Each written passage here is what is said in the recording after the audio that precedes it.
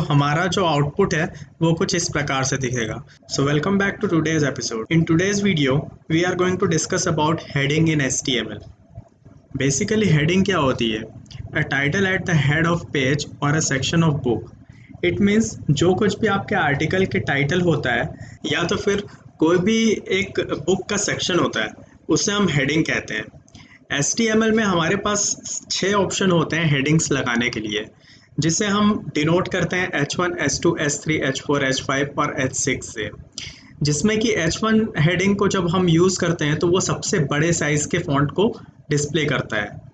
To write a heading in HTML we have to write heading in between opening and closing heading tag. इसका मतलब है हमें headings जब भी HTML में लगानी होती है तो हमें वो ओपनिंग और क्लोजिंग HTML हेडिंग टैग के बीच में लिखना होता है। Heading create new line each time it is used. इसका मतलब जब भी आप हेडिंग टैग का इस्तेमाल करके कोई भी हेडिंग लगाएंगे तो वो हर बार एक नया लाइन से ही स्टार्ट होगा। तो उसके लिए चलते हैं नोटपैड की स्क्रीन की तरफ। HTML के बेसिक टैग्स को तो मैंने ऑलरेडी लिख दिया है और टाइटल पे मैंने एग्जांपल ऑफ हेडिंग डाल दिया है, जिससे कि हमें पता चले कि हम कौन सा प्रैक्टिकल अभी कर रहे हैं। जो भी हेडिंग होती है वो तो हमें मेन ब्राउजिंग एरिया के स्क्रीन पे डिस्प्ले करना होगा। हमें वो लिखना होगा किसके अंदर? बॉडी के अंदर।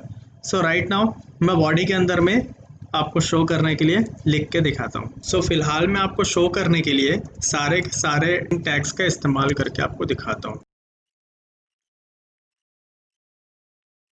फिर इसे हमें .html एक्सटेंशन के साथ में सेव कर देना होगा।